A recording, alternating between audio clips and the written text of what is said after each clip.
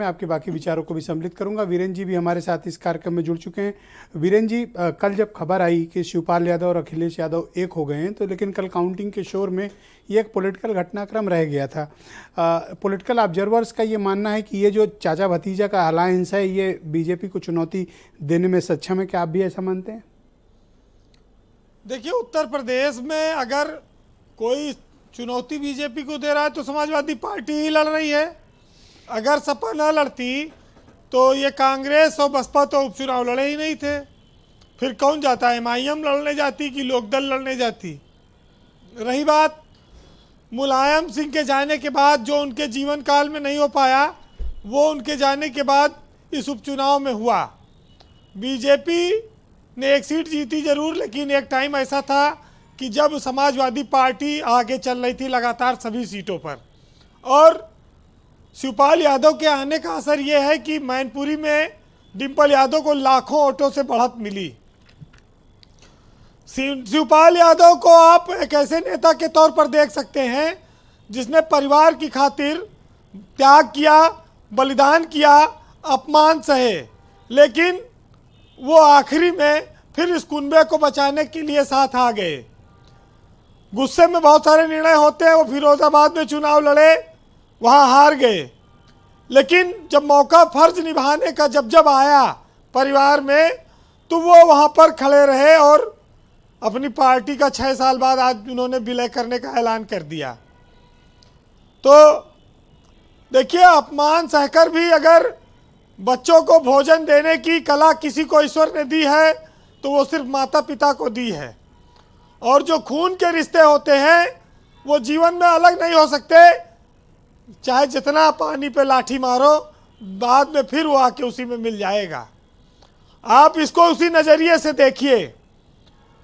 सुरक्षा घट जाए, जांच हो जाए, पद रहा चाहे चला जाए, लेकिन जब खून को खून पुकारता है, परिवार ने पुकारा, तो शिवपाल यादव आगे आए और उन्होंने बहू के लिए, अपने भतीजे के लिए बहुत बड़ी कुर्बानी दी, बलिदान किया। इन सब की परवाह नहीं की कि आगे उनके साथ सरकार क्या सलूक करेगी। तो इससे बड़ा राजनीति में बलिदान क्या हो सकता है? यहाँ तो छोटी छोटी कुर्सियों के लिए बड़े बड़े ईमान बेचने के लिए लोग तैयार हैं। थोड़ी थोड़ी सुविधाओं पर लोग कहाँ कहाँ नहीं सर झुका देते हैं। तो ये चीज़ें अब दिखती हैं कि जसवंत नगर में शिवपाल यादव आज तक क्यों अजय थे और उनके आने का डिम्पल यादव को क्या फ़ायदा मिला। ब्रजेश जी, जब बात आती है गहराई की तो लोग समुद्र की गहराई के लिए लिखते हैं, लेकिन आज तक ये नहीं लिखा गया कि उस पुरुष की आंखों में, उस व्यक्ति की आंखों में कितनी गहराई है, कितनी आंतरिक पीड़ा थी जो वो व्यक्त करते थे, लोग उसको समझ नहीं पाते थे। आज अखिलेश यादव शिवपाल के आने के बाद वो संघर्ष का ऐलान कर सकते हैं। उनके पास एक लीडर आ गया है जो लाठी से नहीं डरेगा, जो जेल जाने से नहीं डरेगा। वो चाहे जेल भरो आंदोलन करें, चाहे सड़क पे उतरे, चाहे समाजवाद का कोई भी नया वो आज आंदोलन रूपरेखा तैयार करें। शिवपाल यादव एक जुझारू नेता के तौर पर हमेशा रहे हैं। एक ज़माना था कि जब वो मुलायम सिंह के रहते तक तो उन पर कोई नहीं उंगली उठी, लेकिन परिवार की खटास में दूरियां बढ़ती गईं, अब वो चीज़ें ख़त्म हो गई हैं। ब्रजेश जी, शिवपाल और अखिलेश की मिलन की बात तो हो रही है, लेकिन मैं एक बात और रखना चाहता हूँ कि बीजेपी हारी क्यों। बीजेपी के बारे में लोग आज ये कहते हैं कि उनका संगठन ये मान रहा था कि सरकार तो ये चुनाव जिताएगी ही। योगी जी सभाएं कर ही रहे हैं, सरकार के भरोसे बैठा रहा, योगी के भरोसे बैठा रहा कि जिताने की जिम्मेदारी इनकी है, इसलिए बीजेपी शायद चुनाव हारी। ये लोगों ने बात कही।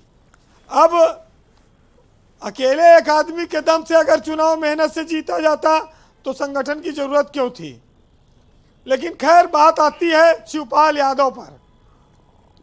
कहते हैं कि बड़ी अजीब मुलाकातें होती थी हमारी, वो मतलब से मिलते थे और हमें मिलने से मतलब था।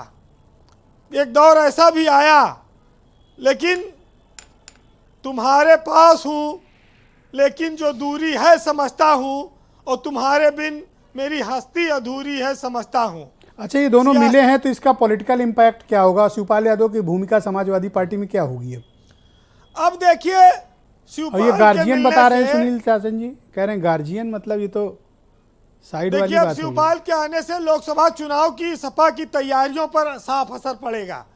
एक तो जो पुराने नेता हैं, दिग्गज हैं, जो रणनीतिकार हैं, जो मजबूत हैं, उनको शिवपाल यादव कोशिश करेंगे कि आगे लाएं और 2024 के चुनाव में ऐसे कैंडिडेट दें कि जो टक्कर दें जम के। क्योंकि आप देखिए, अभी समाजवादी पार्टी के पास बहुत पुराने नेता बचे हैं। अंबिका चौधरी हैं, राम गोविंद चौधरी हैं, नारद राय हैं, ओम प्रकाश सिंह हैं, अरविंद सिंह गोप हैं, शाहिद मंजूर हैं, तमाम सारे ऐसे बड़े बड़े नाम हैं पूरे उत्तर प्रदेश में, जो अभी समाजवादी पार्टी में इस इंतजार में है कि शिवपाल यादव अगर कोई मुख्य भूमिका आपको में क्या आता लगता है कि उनकी कोई भूमिका बहुत महत्वपूर्ण होगी या फिर सामान्य रूप में रहेगी?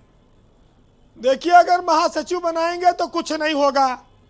दो ही पद बचा है, या तो प्रदेश अध्यक्ष बने और या फिर वो नेता विपक्ष बने, तब कुछ समाजवादी पार्टी लड़ाई की उम्मीद करे। और आज इस बात की भी चर्चा है कि अखिलेश यादव ने अगर ये कदम 2022 के चुनाव में उठा लिया होता और शिवपाल के हिसाब से भी कुछ टिकट बटे होते 40-50, तो आज तस्वीर समाजवादी पार्टी की कुछ और होती।